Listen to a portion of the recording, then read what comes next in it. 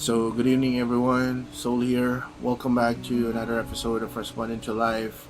So, before we start, yun. So, thank you guys sa lahat ng sumuporta sa page namin, sa mga nag-share, nag-like, sa mga nag-follow. Yan, thank you so much. I hope may mga matutunan kayo sa page namin. Right? So, before we start, let's pray. Lord, thank you so much for giving us this opportunity to talk about your words. Para mag-share, Lord God. Maraming po salamat sa iyo. Patuloy na pagkilos sa aming buhay, Lord God. Patuloy ka po namin itataas at pupurihin naman. Salamat po sa iyong patuloy na patnubay, sa pag-iingat sa amin at sa aming mga mahal sa buhay. In Jesus' name we pray. Amen and amen. Alright. So our topic for today, it's very interesting. No?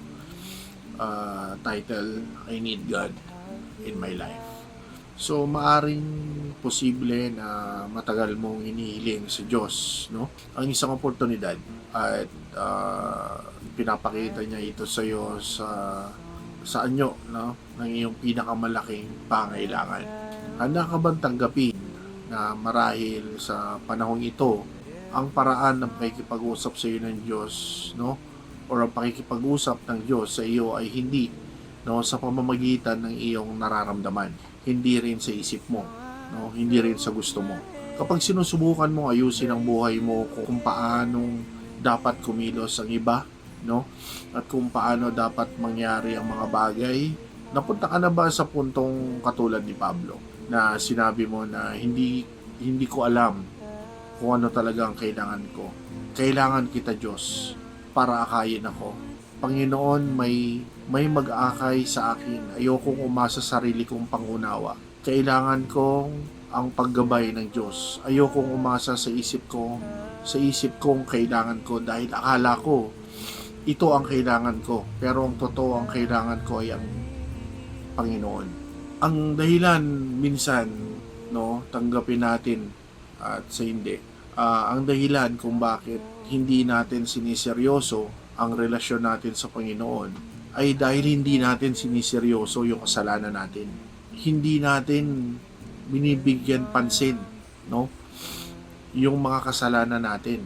Bakit? Alam mo ba na yan ang gusto ng kaaway na gawin mo? Ang hindi seryosohin ang mga kasalanan mo at para hindi mo rin seryosohin ang relationship mo sa Panginoon? Kapatid, mahirap mabuhay na walang matibay na ugnayan sa Panginoon. Alam mo ba yon? No, hindi ka pwedeng mabuhay na balot sa kasalanan at hindi na ikipag-ugnayan sa Diyos. Dahil ang Panginoon ay pilit kang inaabot ng kanyang mga kamay.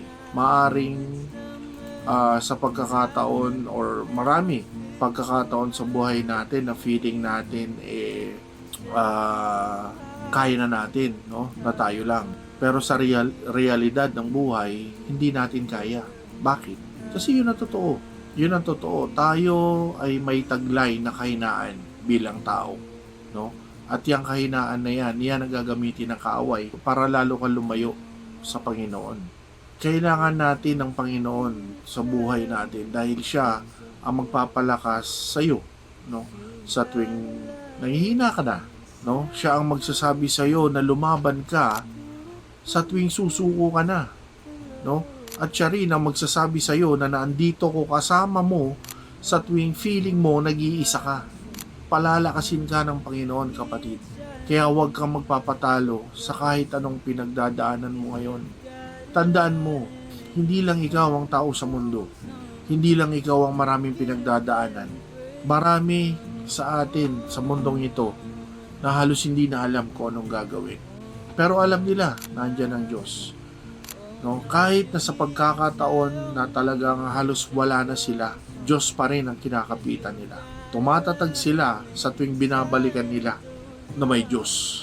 Sa tuwing iniisip nila na may Diyos, no? Tumatatag sila dahil sa tuwing nag-iisip ka ng hindi maganda, diyan ka papasukin ng kaaway. Kaya magpakatatag ka. Ilagay mo lagi ang Panginoon sa buhay mo. Siya dapat ang maging sentro ng buhay mo. Yang mga kasalanan mo, seryosohin mo yan. Dapat marunong kang humingi ng tawad. Kailan ka pa ba hihingi ng tawad? Kung kailan huli na? Kung kailan wala ka ng pagkakataon? Seryosohin mo ang kasalanan mo para maayos mo ang buhay mo. makagawa ka ng tama. Kasi pag hindi natin siseryosohin yung mga kasalanan natin, yung mga ginagawa natin na hindi nakaka-glorify kay Lord, dire-diretso yan. Magiging cycle ng buhay mo yan. Yan at yan pa rin ang gagawin mo. No? Kahit na alam mo na hindi na natutuwa si Lord sa mga pinagagawa mo dahil sa hindi mo siniseryoso, patuloy na yan at yan pa rin ang ginagawa mo. Nagiging cycle na siya ng buhay mo.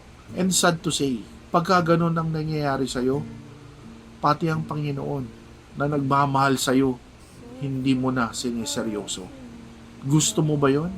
Marami nang ginawa ang Panginoon para sa iyo, kapatid. At hindi ka niya sinumbatan nung ginawa niya lahat yan para sa iyo. Ginawa ng Diyos lahat dahil mahal ka niya. Dahil gusto ng Panginoon maging matatag ka. Dahil gusto ng Panginoon panghawakan mo siya. At gusto ng Panginoon na siya yung maging sentro ng buhay mo. Wala nang iba. Ayusin mo ang buhay mo, kapatid. Hindi pa huli ang lahat. Marami ka pang pwedeng gawin. Ihingi mo ng tawad sa Panginoon yung mga kasalanan mo. Isipin mo mabuti kung may nagagawa sa yung maganda, no? Yung mga ginagawa mo. Kung wala, tigilan mo. Huwag mo nang ituloy. Mas maganda na may ginagawa ka na makakapag-glorify kay Lord and alam mo na mas magiging ikabubuti ng buhay mo, yun ang gawin mo. Huwag mo nang ituloy yung alam mo maglalagay pa sa'yo sa alanganin. Magtiwala ka. Kailangan mo ang Diyos sa buhay mo. Gaya ko. Pagkagising mo, unahin mo siya. Bago ka matulog, siya pa din. Masarap na gumagalaw ka sa mundong to na nasa Panginoon ka. Kung may magawa ka mang mali, humingi ka ng tawad. Pag-aralan mo, ano ba yung mga gusto ng Panginoon? Paano ko ba mag-glorify ang Panginoon? Paano ba magiging mas matatag ang ugnayan ko sa Panginoon? No? Na kahit anong season ng buhay ko, na kahit anong pagdaanan ko, hindi ako bibigay. No? At hindi ko ipagpapalit ang buhay na meron ako kasama ang Panginoon sa buhay na wala ang Panginoon. No? Lagi mong isipin yon. Lagi mong ilugar ang sarili mo na nasa Panginoon. Lagi kang gumawa ng mabuti. Isipin mo muna si Lord bago ka magsalita. Isipin mo muna si Lord bago ka may gawin. Lahat yan, kapatid, alam ng Diyos. Kaya nga nandyan ang Diyos sa'yo eh. Kaya nga nakabuka ang kamay niya. Willing ka niyang yakapin anytime. Huwag kang magpapatalo sa kaaway. Huwag kang magpapadaig sa kaaway. Mas matatag ka at mas malaki ka kaysa sa kaaway. Palaguin mo ang relasyon mo sa Panginoon dahil mahal ka niya. Alam mo ba yung ibig sabihin ng John 3:16? Diba? Ano ba ang sinasabi sa verse na yon?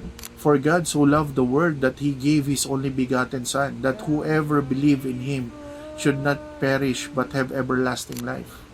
Why? Because Jesus loved you.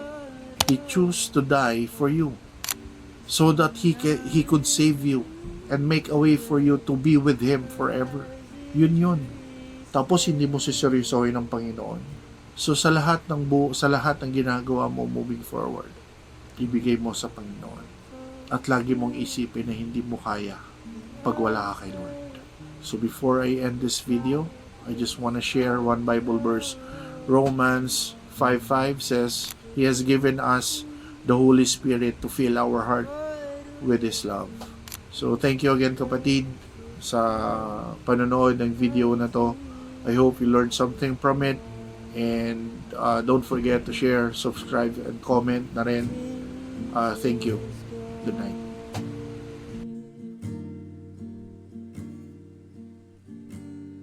The precious blood of Jesus.